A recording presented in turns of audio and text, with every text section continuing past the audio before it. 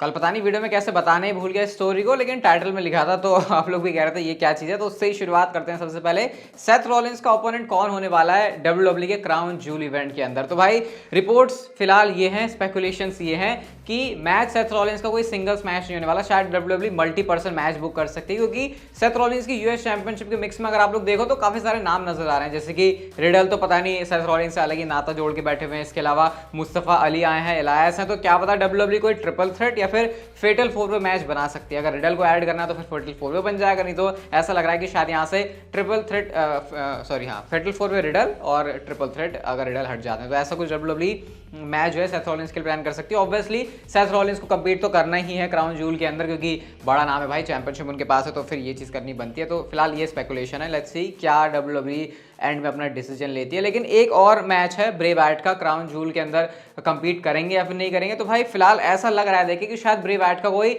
Match नहीं होने वाला क्राउन जूल के अंदर, हो सकता, क्योंकि अभी डब्ल्यूडब्ल्यू जस्ट ब्रे वाइट की स्टोरी लाइन को शुरू कर रही है और ऐसा लग रहा है कि टीवी पर अभी उसका पूरा कह सकते हैं कि फ्रेम बनाने में या फिर जो कह सकते हैं कि नींव डालने में थोड़ा सा टाइम लगेगा। तो आई थिंक इसमें थोड़ा टाइम लग सकता है और अभी डब्ल्यूडब्ल्यू ब्रे वाइट को कोई अपोनेंट ना दे, हो सकता है दे भी दे, लेकिन स्टोरी लाइन को अगर हम लोग देखें तो ऐसा लग नहीं रहा कि ब्रे वाइट के लिए कोई अपोनेंट है। फिलहाल तो अपने कैरेक्टर को ही अच्छे से एक्सप्लेन करने, अपनी सारे जो साइड्स हैं वही दिखा दे तो वो बड़ी बात है। तो इस हिसाब से ब्रे वाइट शायद ना कम्पीट करें, अपीयरेंस जरूर कर सकते हैं, ऑब्वियसली उसके पूरे चांसेस हैं, क्योंकि क्राउन जूल के अंदर बड़ा इवेंट है तो डब्ल्यूडब्ल्यू बड़े बड़े स्टार्स को लेकर जाना चाहेगी। लेकिन हाँ, ये नहीं कह सकते कि क्या उनका कोई मैच हो गया फिर नहीं, हो सकता है धीरे डब्ल्यूडब्ल्यू हमको इसके बारे में कुछ ऐसे अपडेट भी दे दे। ब्रे वाइट के बाद अब रॉक की बात करते हैं। तो रॉक ने कमेंट किया डब्ल्यूडब्ल्यू के बिकने के बारे में। तो क्या कहा रॉक ने और क्या रॉक खरीदने में इंटरेस्टेड होंगे, इसके बारे में उन्होंने कमेंट किया।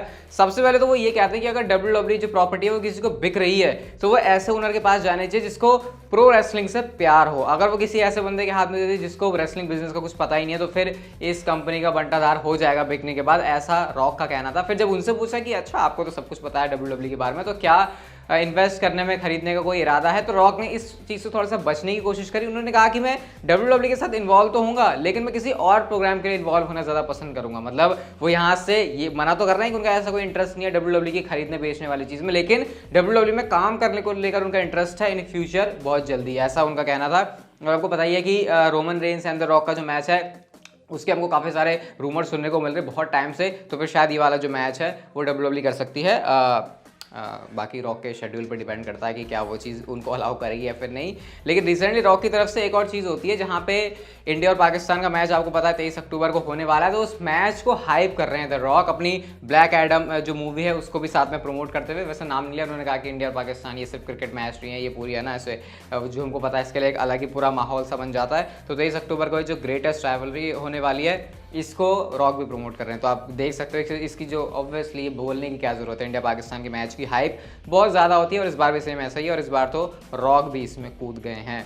रॉयल रंबल की बात करते हैं तो रॉयल रंबल की अभी तक जो कैपेसिटी है वो 40,000 थी, लेकिन अब जो कैपेसिटी है उसको बढ़ा दिया है डब्ल्यूडब्ल्यू ने और 51,000 के आसपास जो टिकट्स हैं अब डब्ल्यूडब्ल्यू बेच सकती है। यानी कि डब्ल्यूडब्ल्यू को समझ में आ गया कि हाँ भैया इतने टिकट्स हमारे बिक जाएगी।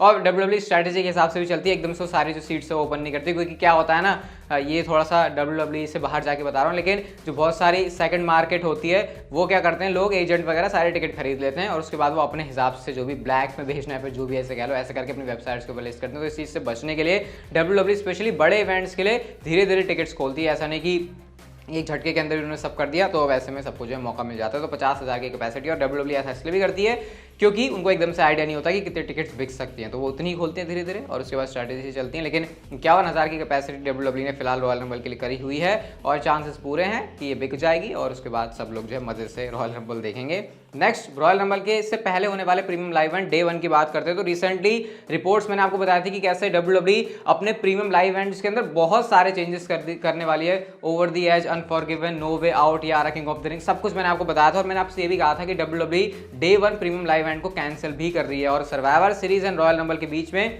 डब्ल्यूडब्ल्यू का कोई प्रीमियम लाइव इवेंट नहीं होने वाला। लेकिन अगर आप डब्ल्यूडब्ल्यू की वेबसाइट के ऊपर अभी भी देखते हो तो उन्होंने डे 1 को लिस्ट किया हुआ है और यहाँ पे अभी भी प्री सेल के जो ऑफर्स हैं डब्ल्यूडब्ल्यू उसके लिए फैंस को इनवाइट कर रही है, अपनी जो ऑडियंस है उनको इनवाइट कर रही है। अब क्या डब्ल्यूडब्ल्यू अपनी वेबसाइट को अपडेट करना भूल गई है या फिर डब्ल्यूडब्ल्यू डे 1 को स्टिल करवाएगी, ये थोड़ा सा यहाँ पे कंफ्यूजन है, लेकिन मेरे ख्याल से शायद ये वेबसाइट अगर अपडेट ना होना है तो फिर इसका यही मतलब है कि WWE कुछ टाइम में डे 1 को लेकर बता देगी कि भैया अब जो है कुछ नहीं कर सकते। तो पता नहीं इसको WWE कब तक हटाएगी, या फिर ऐसा तो नहीं कि डे 1 हो रहा है स्टिल इतने सारे प्रीमियम लाइव इवेंट में चेंजेस के बाद भी। तो इसके ऊपर कुछ अपडेट आएगी तो वो भी डेफिनेटली मैं चैनल पर आपके साथ शेयर कर दूंगा। नेक्स्ट गाइस हम लोग बात करते हैं Roman Reigns and Bray Wyatt की राइवलरी के बारे में। अभी की राइवलरी की बात नहीं कर रहा हूं मैं, सैम रॉबर्ट्स के शो पर आए थे रोमन रेंस और यहाँ पे उन्होंने बोला कि कैसे 2015 में जब मेरी और ब्रे वाइट की फ्यूड हो रही थी तो मुझे एक चीज बिल्कुल ही पसंद नहीं आया, और वो ये थी कि मेरी डॉटर को स्टोर लाइन के अंदर घसीटा गया। आपको पता है रोमन रेंस अपनी प्राइवेट लाइफ को कितना ज्यादा, मतलब जिसका नाम ही उन्होंने प्राइवेट लाइफ है, तो प्राइवेट लाइफ को प्राइवेट ही रखा जाएगा कि अपनी फैमिली के बारे में, अपनी डॉटर के बारे में, अपनी वाइफ के बारे में ज़्यादा कुछ वो बताते नहीं, अपने बच्चों के बारे में कुछ नहीं बताते हैं। उनके ट्विंस हुए थे भी हमको कब जाके पता चला था। तो रोमन रेंस ने ये कहा कि कैसे मेरी वो जो डॉटर है उसका यूज़ किया गया था स्टोर लाइन के अंदर। हालांकि वो जो चीज़ मैंने शूट की थी अपनी डॉटर के साथ वो किसी एक प्रमोशनल स्टफ के लिए थी, लेकिन उसको ऐसे लेके आया। बट मैंने ये मेक श्योर किया हुआ था कि WWE लाइन्स को क्रॉस ना करे, और उनको ये वाला आइडिया ही पसंद नहीं आया कि कैसे उनकी जो फैमिली है उसको इस चीज़ में इन्वॉल्व किया जा रहा है। लेकिन क्योंकि ब्रे वाइट को शायद पर्सनल जाना था तो इस वजह से जो चीज़ है वो वहाँ पे हुई। हालांकि अभी देखा जाए तो रोमन रेंस के पास उस टाइम पर इतनी कह सकते हैं क्रिएटिवली फ्रीडम नहीं थी। अब अगर रोमन रेंस से कोई ऐसा कहेगा तो डायरेक्टली रोमन रेंस की तरफ से नो ही आने वाली, क्योंकि वो होता है ना कि अब बंदे की चौड़ बढ़ जाती है 7 साल बाद। आपको पता रोमन रेंस एक बहुत अलग रोमन रेंस है जो 2015 के अंदर थे। शील्ड से अलग होने के बाद तो रोमन रेंस बनना शुरू हुई हुआ था, तो ये उस टाइम की ही बात है। बाकी ये चीज़ रोमन रेंस को पसंद नहीं आई, लेकिन ये बड़ा इंटरेस्टिंग है कि इस टाइम पर ऐसा क्वेश्चन ब्रे वाइट से रिलेटेड रोमन रेंस से पूछा जा रहा है। एंड एक्सपेक्टेड है शायद आगे जाके हमको इनकी फ्यूड भी देखने को मिल जाए। कब, कितनी जल्दी, उसके बारे में ज़्यादा कुछ नहीं कमेंट कर सकते। नेक्स्ट बात करते हैं केन के बारे में। बिग रेड मशीन तो नहीं, मैं अभी बिग ग्रीन केन को बोलूंगा, क्योंकि केन ने एक इंटरव्यू के अंदर बताया कि जब उनकी डी जनरेशन एक्स को ज्वाइन करने की उनकी बातें हो रही थी और हाँ वो अटायर भी चेंज करेंगे, तो उस टाइम पर ये चीज़ थी कि ग्रीन केन को इंट्रोड्यूस किया जाएगा। और ये जो बातें कब से ही चल रही हैं, बाकी केन को तो हर कलर में ही लोगों ने कर दिया कि हाँ ये केन भी वो केन भी, क्योंकि उनकी थीम के हिसाब से। लेकिन केन ने यहाँ पर सारे रूमर्स को जो है बस्ट किया।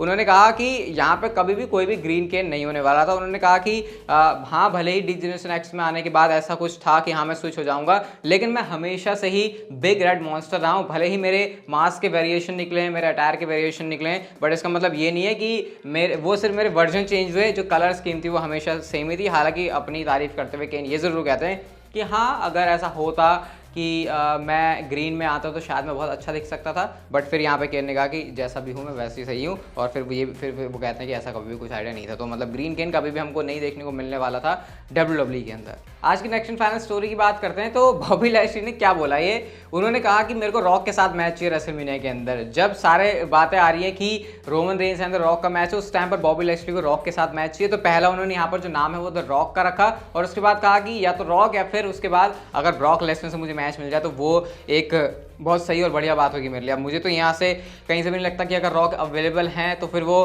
बॉबी लैशली के साथ प्रोग्राम करने आएंगे। क्लियर है यहाँ पे कि रोमन रेंस के साथ उनकी राइवलरी होगी। और जहाँ तक बात हो ब्रॉक लेसनर की, तो इस समय तो करंटली हम देख ही रहे हैं कि हमको इन दोनों के बीच ही फ्यूड देखने को मिल रही है। तो ये बड़ा अजीब सा कहना था ब्रॉक लेसनर का, बॉबी लैशली का, कि उनको या तो रॉक के साथ पहले नंबर पे या फिर ब्रॉक लेसनर के साथ मैच चाहिए। अब अगर रॉक आए तो फिर बॉबी यार भूल ही जाओ, क्योंकि अगर बॉबी एंड रॉक का मैच होता है, कितना कंफ्यूजिंग है, तो फैंस जो है ऐसा खुश नहीं होंगे कि यार हमको तो रोमन एंड रॉक चाहिए था। पर्सनली मैं भी ये देखना चाहूँगा, बट ये बॉबी लैशली की डिमांड है। लेकिन फिलहाल उनको फोकस करना चाहिए ब्रॉक लेसनर के ऊपर, क्योंकि कुछ बड़ा तगड़ा प्रोडक्ट मुझे लग रहा है टेलीविजन के ऊपर दोनों सुपरस्टार को दिखाने वाले हैं। आज की जो वीडियो थी वो तक की थी। अच्छी लगी तो like share subscribe notification bell को ऑन कर दो, and see you guys in my next video.